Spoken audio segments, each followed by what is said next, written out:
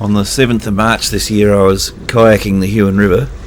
The river was reading 120 centimetres and flowing very strongly. And this is me going down through the logjam rapids, which are underwater because of the depth. I was hoofing along fairly well. I wanted to get off the river as quick as I can. You can see I'm putting in some pretty powerful strokes as I come down through here.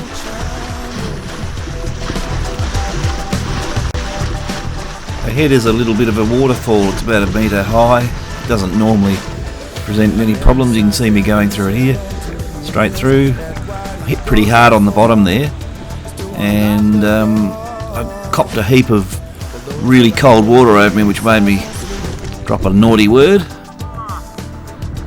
but I didn't realise there was any damage.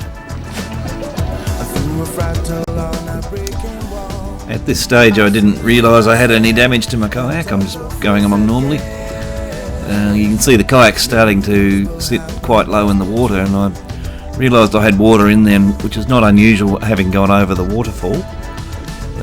You can see the water coming over the back of the kayak now. I'm pumping, not realising that. Pumping water out thinking, gosh, a bit of water came in. And after a little while I got the feeling that this pump's not keeping up, and I'm filling with water. I thought I'd better head to the nearest island.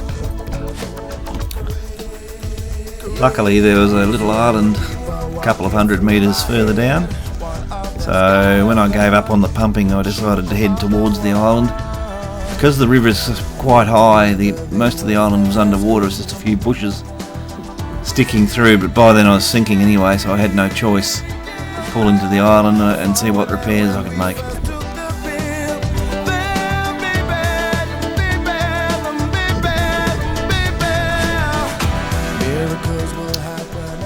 Being in a modular kayak, I had to pull the kayak to bits and inspect the front section where I was sitting, and I could see I had a huge split right across the kayak.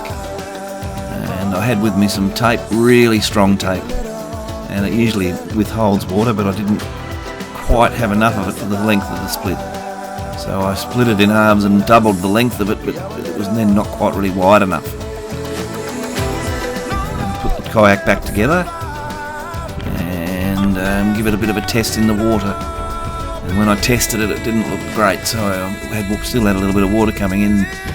You can see by the power of the river there's no way I can walk across it or go with it. So I then had to ring my very good friends in the HUONville jet boat and swallow my pride and go ask for a rescue. Luckily it was before 4 o'clock and they were still operating tours.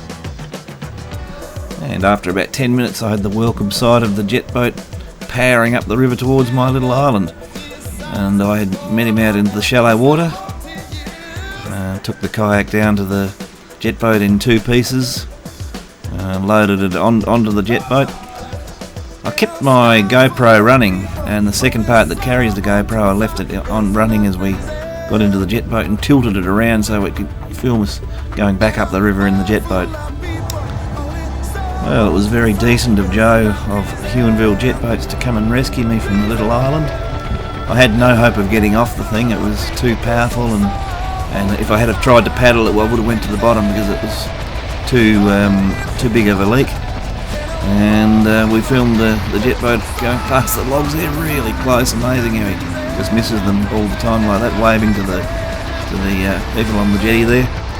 And we had a nice look at the river. It was an exhilarating experience. I've been on the jet boat several times before, not rescued, but when people come down to visit, one of the best things you can do is go and be on HUONville jet boat. Well, travelling from Judbury to HUONville in my kayak is one of my favourite trips that I do. I've done it well over 100 times. I've had a few mishaps and stuff-ups and different things go wrong, but never had to be rescued by the jet boat before. And I do thank Joe for his time and coming to help me. It was a great service that he did for me in doing that. It's a beautiful little river, lots of rapids, lots of fun, and plenty of excitement, and it's a good workout as well because there's parts of it that are tidal and deep where there's no flow. So that was my day of paddling the river, being rescued by Joe in the HUONville jet boat, and I have to repair my boat and live to fight another day. What it will mean is I have to take my kayak back out to Mao at Associated Plastics to be welded.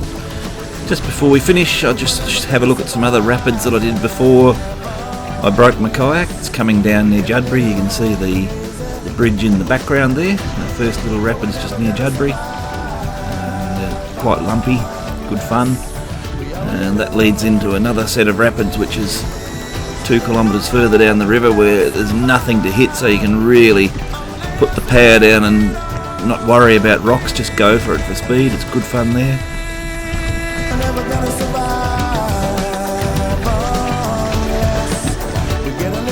Then 3 kilometres further down from Judbury you strike this really fast section of water down along the northern edge of the river.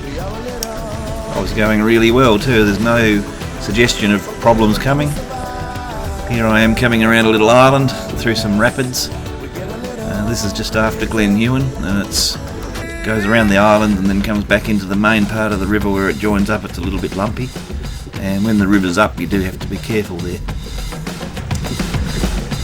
Once you get around the island you join back into the main part of the river, and there's quite a turbulent area where I'm about to come into it, and sometimes it's like a big washing machine depending on the height of the river.